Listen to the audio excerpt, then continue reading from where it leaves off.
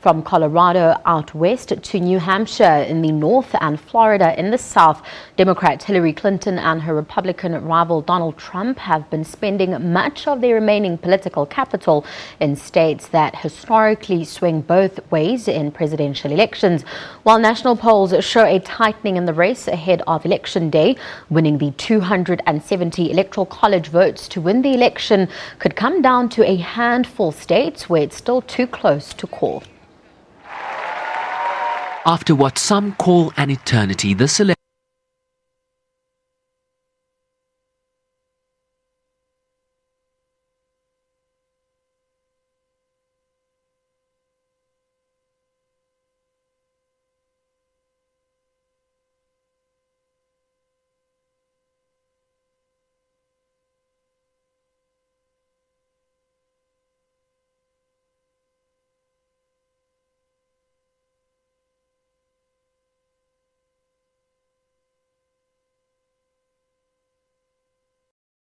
we are the movement of the future.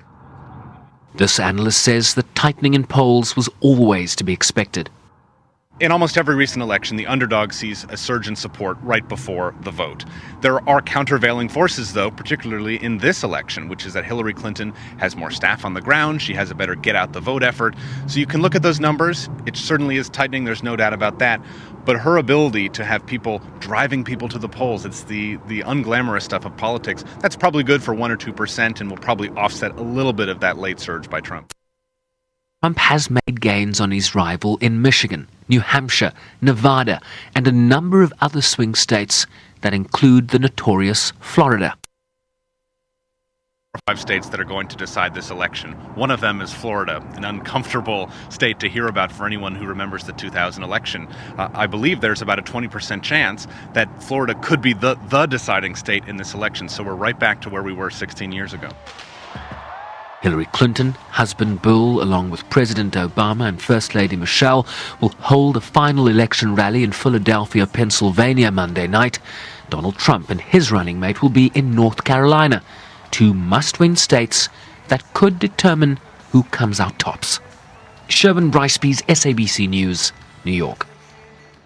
Well, to take us through it, we now cross live to our correspondent in New York, Sherwin Bryce-Pease. Sherwin, thank you for joining us again. Now, Donald Trump was rushed off stage at a campaign event in Reno last night after an incident in the crowd. What's really going on there, or what really happened, rather? Well, essentially, someone shouted fire in a crowded room and there was no fire. Donald Trump on stage in Reno, Nevada last night, and a Republican tried to raise a poster that read Republicans against Trump. I mean, there are a few of those, right? And he tried to raise this poster in this crowd. He was shot down by people standing around him. They tackled him. Someone then shouted gun.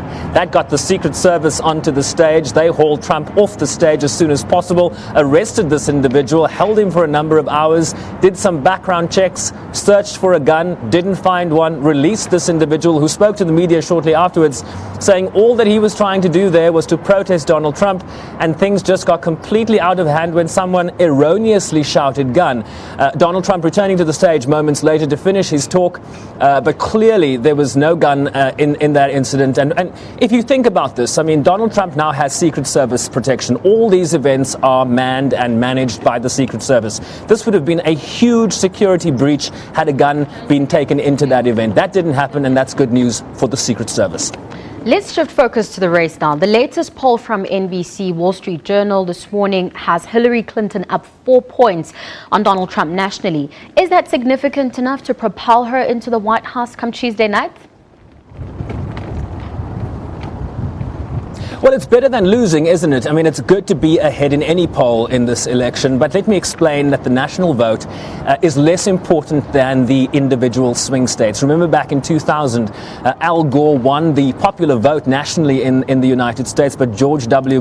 Bush won the election. And so what you're seeing now is a focus on the all-important swing states. As I mentioned in that piece that preceded this discussion, the states like Florida, states like Ohio, Pennsylvania, North Carolina, you see campaigns camped out in those states because they can either go Republican or they can go Democrat.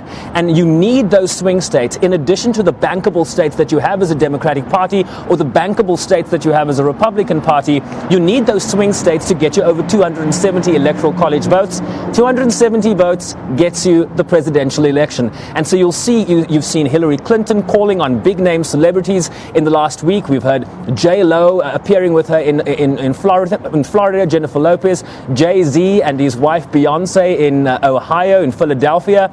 Last night she had Katy Perry. So clearly a push here to use whatever means necessary to get people out to the polls to vote. This is an election that has moved from a battle of persuasion to a battle of mobilization. Getting people to the polls where they can vote and make the difference required is what the focus has come down to now. Now, Sherwin, early voting in the United States has allowed more than 30 million voters to cast their ballots ahead of Tuesday's election. Now, what trends are beginning to emerge?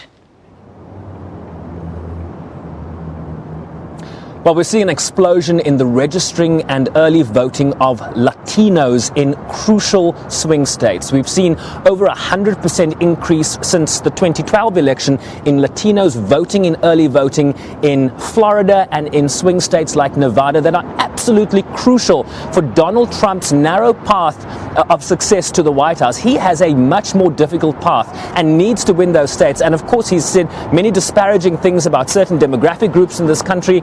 And so that is probably going to hurt him in the long run. Remember, if you look back to 2008, Tabile, and 2012, what you had propel Barack Obama into the White House was a coalition of various demographic groups. You had a huge black support. You had him winning Latino votes by a percentage of, I think it was 71% to Mitt Romney's 27, 28%. And you're seeing Hillary Clinton possibly extending the Latino vote in this country in her favor. That is what is going to be important. The ability of candidates to stitch together a coalition that can propel them based on various demographic groups into the White House.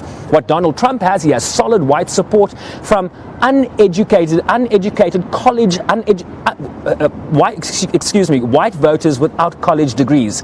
And for the first time in history, Hillary Clinton has the opportunity to win the white college-educated vote, something that hasn't happened in over 60 years. Now, Sherwin, let's look at that voter rigging story. We understand an electoral official poured cold water on it. But is Donald Trump still pushing that agenda? Well, it is a concern. I mean, he hasn't only pushed that this is a rigged system and that possible voter fraud could happen in this election. He's also, in the final presidential debate with Hillary Clinton, refused to say if he would concede an election victory to the Democratic candidate. So there is some concern here about what could happen if the polls don't go a certain way. But we're watching that very closely. It would be unprecedented if we saw election violence in this country based on accusations unfounded so far about poll rigging and voter fraud in this country. Now, just finally, Sherwin, we're now less than 48 hours from voting day. What's the mood like in the country? Because we're also quite excited about the US election here at home.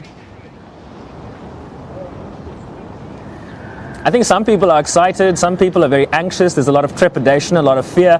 This has been a very, very long process. I mean, depending on who you speak to, whether you're speaking to the electorate, whether you're speaking to people that work in these campaigns, or if you speak to fatigued journalists, let's spare a thought for them. This has been a long process. Hillary Clinton, of course, announcing her candidacy in April 2015, Donald Trump in June of last year, and we've been going ever since. We're very excited to see the end of this, but it does speak to the divisions that we've seen in this country. What we've seen over the last number of months is the politics of personality, and that is not good for the other side. Yes, there are issues that divide the electorate in this country, plainly so. If you're talking about the economy, different tax proposals, whether you're talking about immigration reform, one candidate wants to build a wall, another wants a path to citizenship. When you're talking about spending on the military, foreign policy, the extension of the Affordable Care Act, what is known as Obamacare, the one candidate wants to repeal, the other wants to extend. So there are really issues in addition to personalities that divide this electorate, and I think a really big task for whoever wins on Tuesday night to see if they can patch together some of these divisions that have epitomized in many ways the 2 terms that Barack Obama has spent in the White House. Sherwin, we'll have to leave it there. Thank you very much for that update. We'll be crossing to you as we get closer to that election. That was our correspondent in New York, Sherwin Bryce-Pease, joining us for the latest on the U.S. election that's taking place on Tuesday. And I'll hand over to Paul Shongwe, who's got your latest sports news.